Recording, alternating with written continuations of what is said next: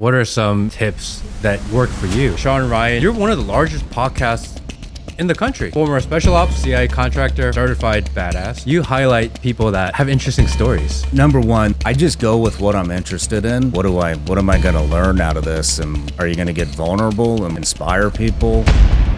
Talk about your hardships and how you got through them. It's almost like peeling back an onion, man. It's just, they start getting comfortable and then things start coming out and it turns into something beautiful. I just have no interest in regurgitated conversation. You know, I see it and I'm like, ooh, he's got some cool stuff to say. Yeah.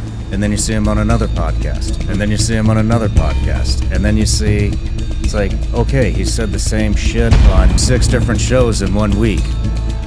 I'm not a talking points guy. It's like a therapy session. Do you like famous people? Do you find that interesting?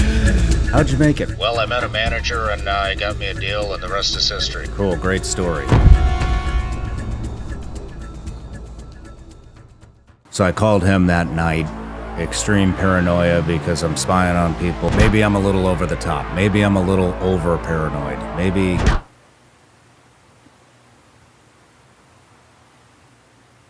I don't think that was a lone gunman. I probably shouldn't even be saying this shit, but at what point is it not stupid anymore? The government is not functioning. People are pissed. Now they're infiltrating our government and our police organizations. Chicago's more dangerous than Iraq. This is ridiculous. We have a bunch of lazy citizens. We think about things. They tell us what to think about. They tell us what to be mad about. We get mad about it. Everybody's outraged. Holy shit. We're funding terrorism and it's coming up through our southern border. What hope do we have?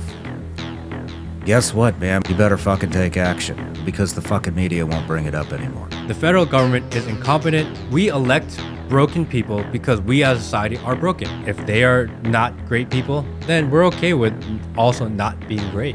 Oh, the FBI's doing the investigation. Great. No one else cares. People say they care. But imagine if people actually cared. Lots of people are talking about it. Everywhere I go, people are talking about it. But they're not talking about it on the media because the media is controlled. And I think that's very different to what I used to believe. Nothing. What are they preventing? The Parkland school shooting. Nope, they've dropped the ball on that too. We allow our leaders to hide behind secrets because we ourselves hide behind secrets. This is the way forward. I think we've given too much acceptance. This is ridiculous. The federal government would consider it treasonous. In person, underground, closed doors. Hey, FBI, like, we're just having a conversation. For me personally, that's a little extreme, I think. They are trying to take control of your families, of your kids. No, they're my kids, not your kids. Every state I go to is complaining about Californians. They're arming their people. Homelessness, drug use, etc. Graffiti, cities are not clean. Shit, I can barely afford to live here. My attorney had to leave. An attorney can't afford to live here anymore. What's more scary to you? Society's still broken. I'm with you. I am in no way saying that one man is going to change all of what's going on. Maybe that's what brings balance back. You're right on the money, and I think that's really what's going on. It's some biblical, spiritual stuff.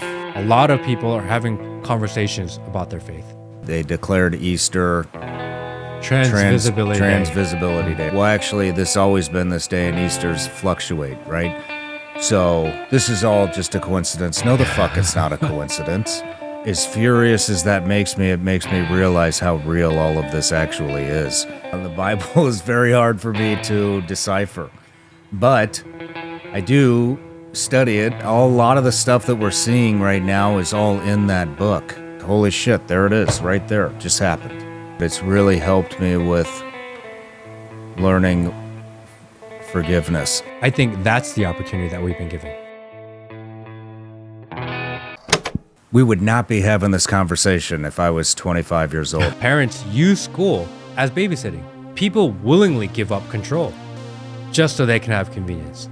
But what do you say to a single mother who's waitressing 3 different jobs trying to make ends meet and she's got 2 kids? They say it takes community to raise a child, and that's true. We don't have any family here.